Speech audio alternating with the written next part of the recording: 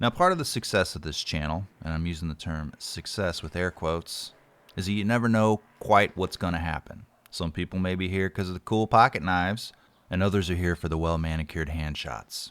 But the thing is, you really don't know. One day I might show up on the news in a standoff with mall security, pantsless, diarrhea running down my leg as I swing a large bladed weapon above my head, screaming the F word in Claire's, "What do you mean, no Prince Alberts? It's Thursday!" You know, who knows what the future brings or why people watch this stuff, but one of the things my viewers can all agree on is it's time that this motherfucker bought himself a sword. And about a year ago or so, I decided to get a cold steel. Now, sure, I could do research, spend weeks deciding on a forge or brand that best matches my needs and my lifestyle, matching me with my 21andMe heritage. You know some people have to have done that, right? You know, consult the sword guys, study some medieval history, imagine myself as a knight, a Viking maybe, and not the soft, doughy, pathetic white man who has a YouTube channel. But I got to drinking and spending some time on YouTube. One thing led to another. Maybe I was wearing some clothes, maybe I wasn't. Started watching some of the classics. You know, Lynn playing with some meat boots, swinging at some ropes. Had a good cry and thought, shit, I can do that. I got a cool video camera, you know, but I got to do it right. So the best way I know how to do that is go to Amazon, search for armor, click through that sponsored links until I get, you know, piece something together nice and shiny. And, well, here I am with my life choices that have led to $700 worth of shitty armor and a cold steel hand and a half sword. So since the wife and kids are gone for the evening, I'm going to make them proud. Oh, yeah, just doing some chores. Now, I don't know what good a sword is. I don't know, but maybe if it's nice enough, you get a tug behind the turkey leg stand at the Ren Fair. Or do swords figure somewhere into the divorce settlement?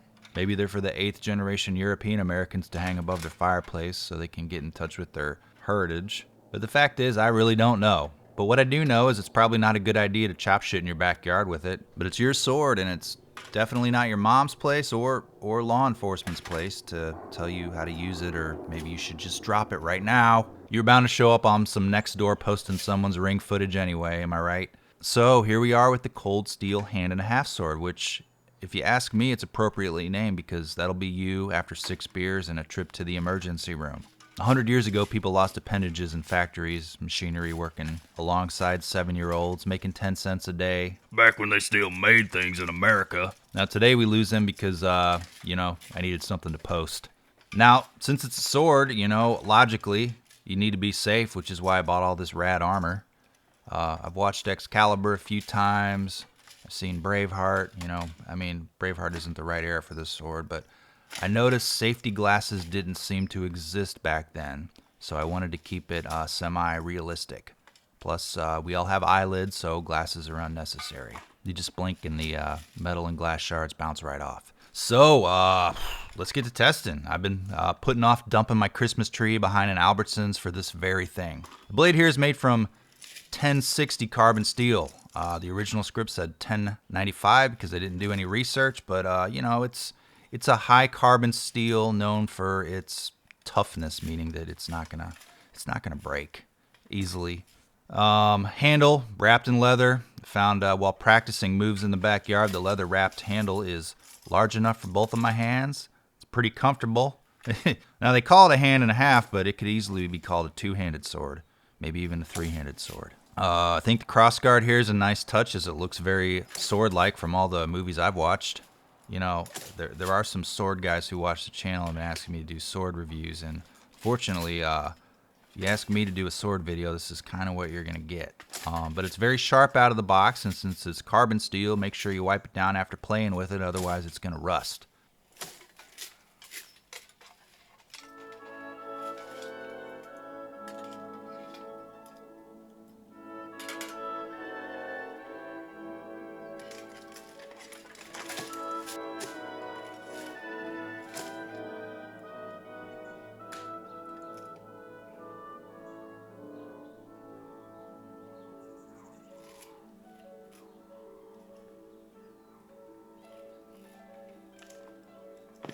Now this little test here is something you may not have seen on the other channels, but something I kind of came up with. I'm a little proud of it.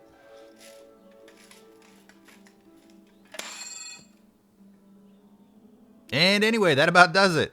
These are the patrons. They make the sword content and 4K possible. probably will never be another sword video, but you know, thank them. Now, if I'm paying $700 for scrap metal, sometimes I need a little help. They actually help me keep my camera gear and other gear upgraded. Have I learned my lesson? Well, probably. While the sword cost about $250, got it off Amazon. I think it came through Blade HQ. Breaking it after a few minutes of hitting stuff saved me countless thousands of medical bills.